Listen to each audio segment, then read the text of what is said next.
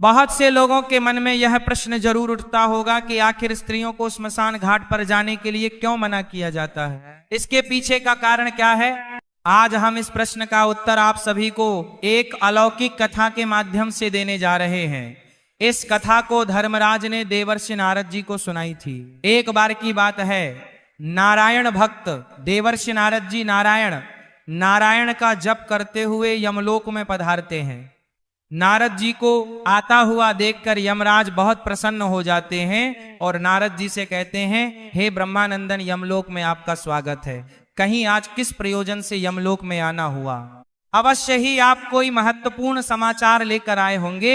यमराज के मुख से यह बात सुनकर देवर्षि नारद जी हाथ जोड़ते हुए कहते हैं, हे सूर्य तनय, हे दंड धारक, मैं आपको सर्वप्रथम प्रणाम करता हूं।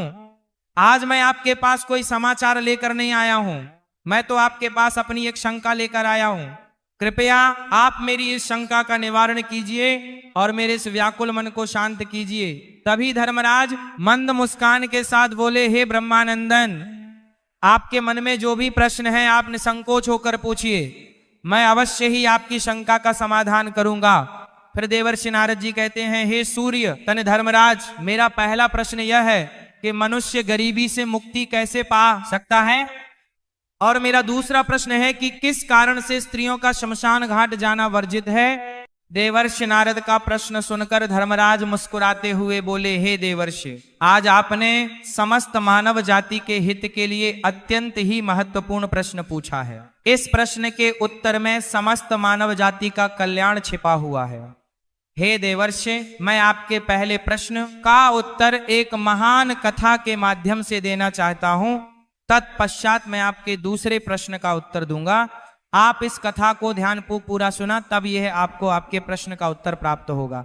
जो भी श्रोता इस कथा को पूरा सुनते हैं उनके घर से दुख दरिद्र का नाश हो जाता है और उन्हें गरीबी से छुटकारा मिल जाता है।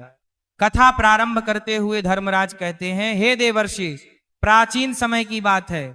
दक्षिण देश में एक नगर था, उसमें दौलत राम नाम का एक धनवान सेठ रहता था। उसके घर में किसी चीज की कोई कमी नहीं थी। उसका व्यापार बहुत अच्छा चल रहा था, उसका परिवार बहुत खुश रहता था। सेठ अपनी पत्नी के लिए हर महीने बहुमूल्य गहने और आभूषण खरीदता था, जिसके कारण उसकी पत्नी उससे बहुत प्रसन्न रहती थी। सेठ की पत्नी बहुत ही भोली भाली थी, उससे कोई भी प्रेम से कुछ पूछ लेता तो वह सब कुछ बता देती थी। एक दिन सेठ की पत्नी ने सेठ से पूछा, हे स्वामी, आपका व्यापार कैसा चल रहा